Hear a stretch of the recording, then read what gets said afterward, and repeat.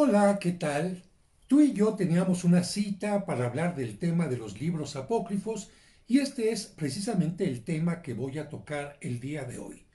Recuerda que no estoy en un estudio profesional, estoy en la oficina de mi parroquia, donde está cercana a la calle y se puede escuchar el ruido de una ambulancia, el grito de algún vendedor que vamos a tratar de no hacer caso para centrarnos en el tema. Si tú vas al banco y llevas un cheque y quizás el cajero descubre algo extraño en él, analizan la firma y se dan cuenta que esa firma es falsa, que alguien quiso hacerla como si fuera la original, es posible que te digan que la firma es apócrifa.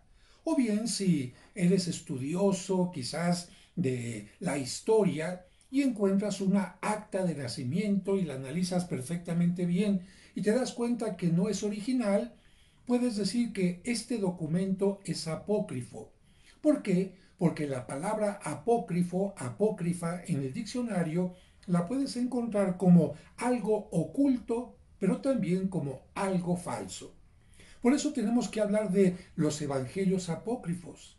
¿Realmente fueron algo oculto por la iglesia en una forma maquiavélica, como algunos intentan decirlo? ¿O bien tienen algunos temas que podían ser interesantes, algunos mensajes de salvación, pero con tanta paja parecen ocultos? ¿O bien pueden ser falsos también en cuanto a qué? A que no los escribió quien se supone que los escribió, a que no fueron escritos en el tiempo que se supone que fueron escritos. Así que vamos poco a poquito avanzando en el tema. Mira, en primer lugar tenemos que decir que ha habido distintas publicaciones acerca de los evangelios apócrifos casi desde que se inventó la imprenta. Y también hubo copias cuando se hacían manualmente a través de el pergamino o alguna cosa, copias de los evangelios apócrifos y por eso la mayoría de ellos han llegado hasta nuestro tiempo. Una de estas colecciones la podemos encontrar, por ejemplo, en la Biblioteca de Autores Cristianos, la famosa BAC, que ha hecho varias impresiones sobre ellos, pero también en libros de divulgación totalmente popular. Tú sabes que la editorial Porrúa, en la colección Sepan Cuántos, publica libros que son de interés popular y también aquí puedes encontrar evangelios apócrifos, lo que significa que están al alcance de la mano. Otra cosa es que no todo el mundo tenga interés en leerlos o que no todo el mundo siquiera supiera que se habían realizado. La mayoría de los evangelios apócrifos, al igual que muchos libros originales de la antigüedad, tienen un valor importantísimo, porque todo libro nos habla del pensamiento del autor, de la época, nos habla de circunstancias que son importantísimas para los tiempos posteriores. Así que no vamos a despreciar de ninguna manera estos evangelios apócrifos, pero sí les vamos a poner, digamos, el contexto real, el contexto original. La mayoría de los libros de la antigüedad se destruyeron. ¿Por qué? Bueno, pues porque el material en el que fueron escritos era muy deleznable. El papel, recuerda tú, fue inventado en China y llegó a Europa a través de Marco Polo. Así que antes, ¿en qué se escribía? Bueno, la forma más fácil de escribir que nos vino de Egipto es de esta planta que se llama el papiro, que permitía escribir fácilmente.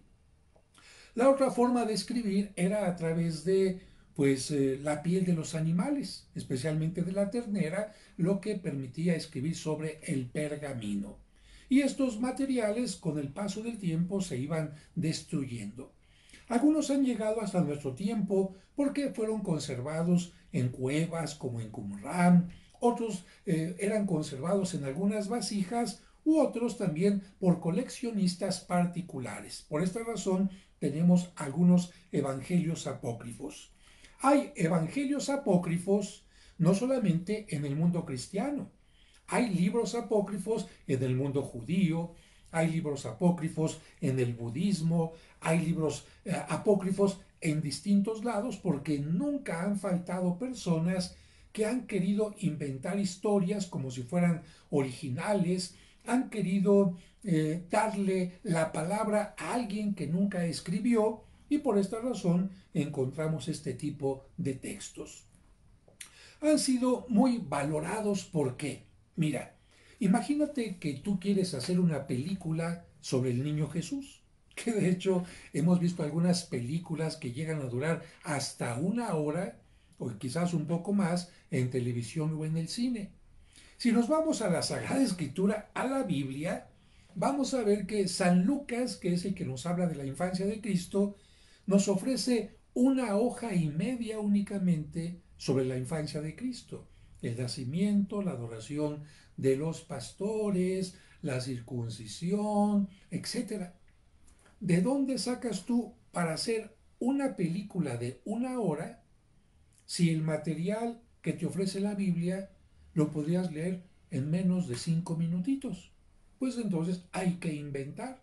Precisamente por eso sobre Cristo, sobre la Virgen María, sobre los santos, se han escrito grandes, grandes historias, grandes películas, porque han ido metiéndole cosas que pueden ser bonitas, cosas que lamentablemente afectan la verdad, afectan la realidad, pero todo queda como un escrito uniforme. Y la gente hasta pensaría, ah caray, esa película que vi del niño Jesús está totalmente basada en la realidad. No, seguramente el que hizo la película pues tuvo que investigar cómo se vestía la gente en aquel tiempo, qué comían, qué hacían los judíos, cómo era el templo, etcétera, etcétera, y con esto va rellenando. Pero no siempre tienen, digamos, la puntería de hacer las cosas correctas. Te pongo un ejemplo. La pasión de Cristo también la podemos encontrar nosotros en unas cuantas páginas de la Biblia. ¿Cómo hacemos para que esto dure una hora? Pues hacemos lo que hacen en las representaciones en lugares como en Iztapalapa.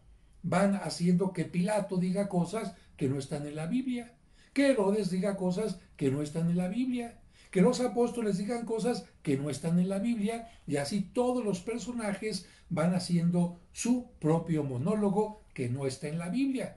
Ya nos estamos alejando de la realidad, ¿no te parece? Por otra parte, voy al tema de Iztapalapa.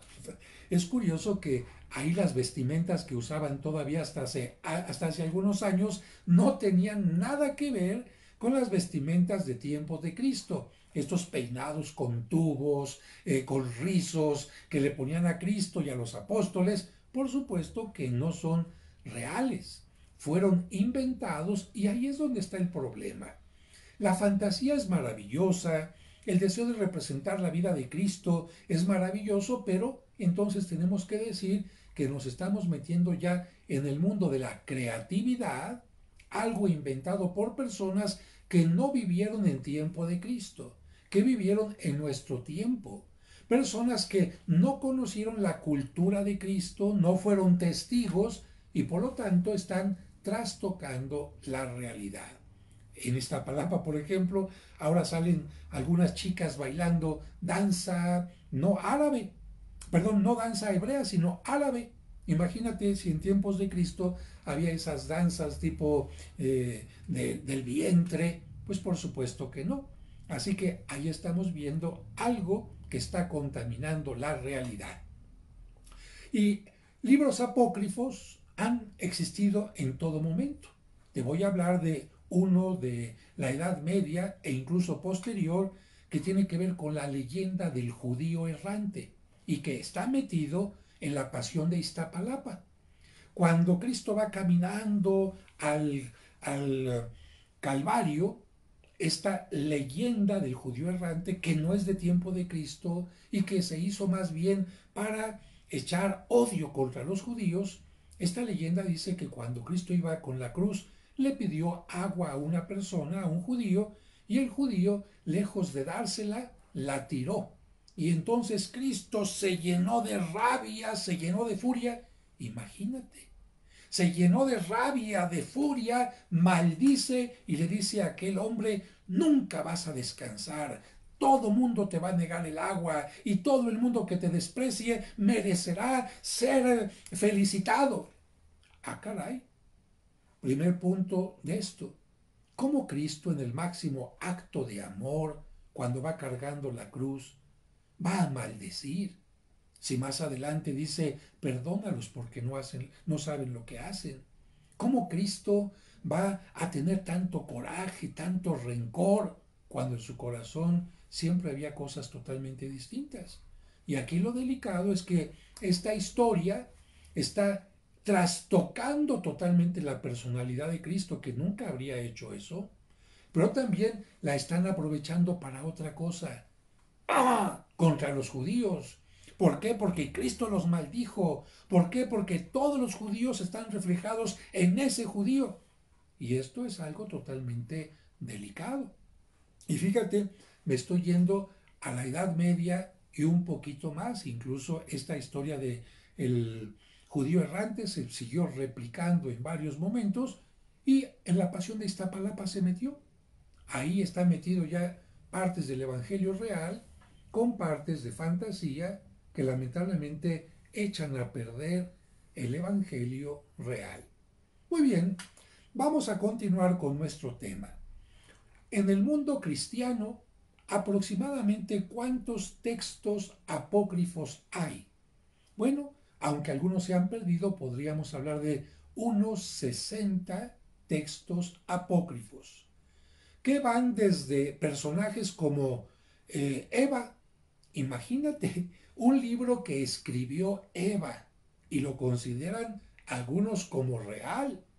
Imagínate otro libro que escribió pues el pseudo Mateo.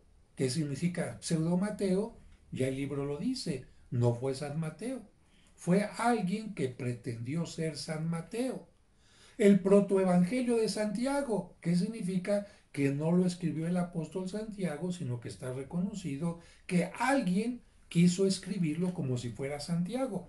Para que me entiendas, imagínate que tú te llamas, ¿qué te diré? Bueno, te llamas Laura. Y alguien, 100 años después de que has vivido tú, 100 años, escribe tu historia. Pero ¿cómo escribe esa historia? Sacando parte de un texto que dejaste escrito, de una carta, de un mensaje de WhatsApp o lo que sea. Y de ahí, con esos pocos elementos, ese personaje te inventa una historia totalmente distinta a la que tú viviste. Te hace decir cosas que no dijiste, hacer cosas que no hiciste. Y lo peor de todo, que cuando termina el documento lo firma diciendo Laura y dice que ese documento que hizo 100 años después lo hizo en este tiempo en que tú estabas viva. ¿Qué está pasando ahí? Pues hay una falta de respeto a la realidad. Todo mundo puede escribir cuentos, de hecho yo escribo muchos cuentos, pero lo interesante de esto es que hay que reconocer cuando un documento es originalmente escrito por alguien y un documento es escrito originalmente en una época. Los evangelios apócrifos tienen precisamente esta carencia. Nos dicen que fueron escritos por alguien que no los escribió y en un tiempo en que no fueron escritos. Imagínate, se dice que Judas Iscariote escribió un libro, pero el libro fue escrito casi 100 años después de que él murió. Bueno, entonces ahí encontramos ya que no lo escribió Judas Iscariote y que tampoco fue escrito en el tiempo de Judas Iscariote. De cualquier manera, son sumamente interesantes. Otro punto importante de los apócrifos es el siguiente. A toda la gente, y particularmente en nuestro tiempo, nos interesa conocer detalles de ciertas personas y de ciertas historias. Tú pregúntate, cuando te cuentan un chisme interesante, inmediatamente, pues la curiosidad, ¿y qué pasó? ¿Y luego qué? ¿Y cómo reaccionó? ¿Y dónde fue? ¿Y cuánto duró? ¿Y cuánto le dieron? Detalles, detalles, detalles. Bueno, si la Sagrada Escritura, la Biblia, nos ofrece a nosotros únicamente lo esencial para nuestra salvación, Mucha gente quisiera saber, pero ¿qué hizo el niño Jesús cuando era niño? Pero ¿qué hizo la Virgen María? ¿Qué le pasó a San José? ¿Cuándo se murió? Etcétera. Bueno, esos huecos que mucha gente quisiera saber, pues los responden precisamente, los inventan los apócrifos. Y como a los artistas plásticos, a los pintores, a los escultores, incluso a algunos literatos les gustan estos temas, pues precisamente se inspiraron en los evangelios apócrifos para hacer este tipo de temas. Fíjate, ya lo comenté en otro video, pero lo digo ahora. Los evangelios apócrifos trastocan la realidad y pueden ocultar la verdad. Por eso, apócrifo. ¿Te acuerdas cuando nos dice la Sagrada Escritura, el Evangelio, que Cristo realizó su primer milagro? Perfecto, en las bodas de Caná, y lo dice claramente. Allí realizó su primer milagro, cerca de los 30 años, en Caná de Galilea. Y entonces, ¿por qué los evangelios apócrifos nos dicen que el niño Jesús hacía milagros desde chiquito, buenos y malos? Porque el niño Jesús podía hacer cosas buenas, pero también los evangelios apócrifos nos dicen que un día se enojó tanto con un niño que hizo que parte de una montaña se desgajara y matara al otro niño sepultándolo. ¿Te parece a ti que esto va de acuerdo a la realidad del evangelio? No. Entonces, precisamente por eso ocultan la realidad. Qué bonito sería que Cristo hubiera hecho milagros desde pequeño. Sin embargo, no hubieran tenido sentido, porque un milagro sin una predicación, sin una claridad, no sirve absolutamente de nada. Por esta razón, el Evangelio canónico de la Biblia es muy claro y los Evangelios apócrifos se contradicen, porque incluso si lees un texto y otro texto, vas a ver cosas totalmente distintas. Y algo interesante, vas a ver también algo que es como el teléfono descompuesto. En lo que se refiere a la historia de la Virgen María, y de hecho el siguiente video va a ser sobre esta historia de la Virgen María, nos dice primero una historia de ella. Fíjate, el protoevangelio y el ahorita se me fue el nombre, pero ahorita te lo digo. El protoevangelio de Santiago y el de Mateo nos van a decir lo siguiente. Primero una historia de este tamaño, que fue escrita hacia el siglo segundo. Pero el Evangelio siguiente, apócrifo, va a tomar esta misma historia y le va a echar más paja, más paja, más paja, más paja, más paja, hasta que la haga mucho más grande. ¿Qué significa? Que fantasía más fantasía, pues van haciendo que los libros sean más grandes. Otro punto importante, hay que decir que estos evangelios apócrifos toman elementos de la Biblia. Y eso es lo que descontrola a mucha gente. Oiga, padre, es que el evangelio apócrifo dice que el ángel Gabriel se le apareció a María. Sí, eso está tomado de la Biblia, pero todo lo demás que viene no. Es decir, van mezclando partes reales, partes auténticas con fantasía. Y ahí es donde está el problema. Los evangelios apócrifos también toman otro elemento además de la Biblia, la tradición. Por ejemplo, en la Biblia no está cómo se llamaban los papás de la Virgen María, Joaquín y Ana. Y otros temas, como por ejemplo cómo se llamaban aquellos malhechores que crucificaron junto a Cristo. Pero la tradición, lo que la gente fue diciendo de boca en boca, nos permite conocerlo. Bueno, eso, algunas cosas las toman los evangelios apócrifos para mencionarlas. Dicho de otra manera, los apócrifos toman parte de la Biblia, parte de la tradición y los enriquecen con la fantasía. Podríamos decir entonces, en síntesis, que los evangelios apócrifos son interesantes, hay que leerlos como libros del segundo, tercero, cuarto, quinto, sexto siglos, incluso en adelante, pero hay que entender que son historias no originales del tiempo de Cristo, no escritas por personas que fueron testigos del tiempo de Cristo y que utilizan nombres de los apóstoles o nombres de personas del Antiguo Testamento con la finalidad de que alguien crea que fueron escritos por aquellas personas. Y un punto final, la palabra gnosis, porque algunos evangelios apócrifos fueron escritos por los gnósticos. ¿Quiénes eran los gnósticos? Personajes del tiempo de Cristo que pensaban que para salvarse no era importante la revelación, la Biblia, que no era importante para salvarse la fe tampoco, que no era importante para salvarse Cristo. No, no necesitaban a Cristo para salvarse. Entonces, ¿qué necesitaban para salvarse? El puro pensamiento. El puro pensamiento, el puro conocimiento. Por eso, como en griego gnosis significa conocimiento, se les llama gnósticos. ¿Cómo me puedo salvar? A través del conocimiento. Busca cosas secretas, busca develar ciertos misterios, pero sobre todo en tu interior descubre a Dios. En tu interior descubre que ahí está Dios y que Él te dice el camino para salvarte. Lamentablemente, parte de estos grupos gnósticos y algunos de los que escribieron los apócrifos tuvieron un pensamiento totalmente equivocado diciendo, fíjate bien, todo lo espiritual, lo del espíritu, es maravilloso.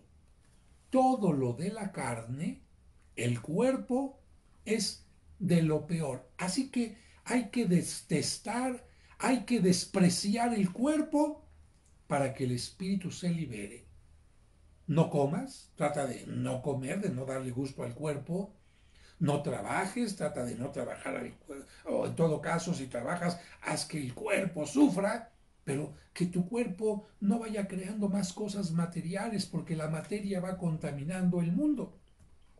Un ejemplo de esto, fíjate, de que el cuerpo es tan malo que incluso hay que darle muerte para que el espíritu se libere, es este texto de Judas Iscariote, que nos habla también de otro texto referente a Abel, donde Caín era un héroe. ¿Cómo que Caín un héroe? Pues ¿qué hizo Caín? Caín mató a su hermano Abel. Ah, caray. ¿Y entonces por qué lo tengo que considerar como héroe? Ah, porque liberó el espíritu de Abel del cuerpo. Matándolo, el cuerpo quedó aquí y el espíritu se liberó. Bravo, Caín, porque hiciste eso. Y tomando en cuenta este pensamiento tan absurdo, Judas Iscariote también habría sido un héroe. ¿Por qué? Porque al asesinar, al motivar que fuera asesinado Cristo, gracias a Judas Iscariote se liberó su espíritu de ese cuerpo horrible, de ese cuerpo terrible que los humanos tenemos. Como puedes ver, esto es totalmente contrario a lo que nos dice la Sagrada Escritura, que nos enseña que tanto el cuerpo como el espíritu son creaciones de Dios y que tenemos que cuidar, tanto el cuerpo como el espíritu. Por eso Cristo daba de alimentar, daba alimento. Por eso Cristo curaba los ojos, Cristo curaba el cuerpo, Cristo curaba la lepra, pero no solamente eso, sino también hacía crecer en el espíritu. Yo espero que esta introducción te ayude para que entiendas lo que son los evangelios apócrifos y en este momento, para terminar, te voy a dar la lista de los evangelios apócrifos que existen hasta el momento. Toma nota de esto. Evangelio de los Hebreos, de los 12 o los Ebionitas, los egipcios, de Matías, Tomás, Felipe, Pedro, de los adversarios de la ley y de los profetas, de los 4 rincones y quicios del mundo, de Apeles, Judas Iscariote, Eva, Evangelio vivo de la perfección, de Basílides, de Marción, de Cerinto y de Valentín. En cuanto a la memoria de los apóstoles, las 3 clases de frutos de vida cristiana, el nacimiento de María, la ascensión de Santiago y las preguntas de María. En cuanto a las cartas apócrifas de los apóstoles, encontramos la Epístola Apostolorum, la de Juan Pablo, a los laodicenses, la tercera a los corintios supuestamente de San Pablo, la que existe entre San Pablo y Séneca, la de los alejandrinos, la epístola de Bernabé y la epístola de Tito. En cuanto a los apocalipsis apócrifos, están el de Pedro, el de Pablo, el de Esteban, Tomás, Juan, la Virgen y la revelación de San Esteban. En cuanto a la Natividad de la Virgen María, está el Protoevangelio de Santiago, el Evangelio del Pseudo Mateo, el libro sobre la Natividad de María, extractos del Liber de Infancia Salvatoris y otros apócrifos de la Natividad. De la infancia, el Evangelio del Pseudo Tomás, el árabe de la infancia, la historia de José el Carpintero y el Evangelio armenio de la infancia. En cuanto a la pasión y resurrección, el Evangelio de Pedro, el Evangelio de Bartolomé y el ciclo de Pilato que incluye el acta de Pilato, escritos complementarios, carta de Pilato a Tiberio, carta de Tiberio a Pilato, relación de Pilato, correspondencia Pilato-Herodes, tradición de Pilato, muerte de Pilato, declaración de José de Arimatea, venganza del Salvador y sentencia de Pilato. Estos son los libros apócrifos que se pueden encontrar más fácilmente. Y con esta lista terminamos este primer video sobre los evangelios apócrifos. El siguiente va a ser leído totalmente sobre la vida de la Virgen María para que veas cuántas cosas en el arte y cuántas cosas en las películas se han tomado de los evangelios apócrifos que no están en la realidad. Está al pendiente. Y recuerda que si te gustó este video, compártelo y si quieres que te lleguen los demás en forma automática, suscríbete aquí donde te da la opción para que te llegue en automático el siguiente video. Muchas gracias por tu atención y seguimos en comunicación. Que Dios te bendiga.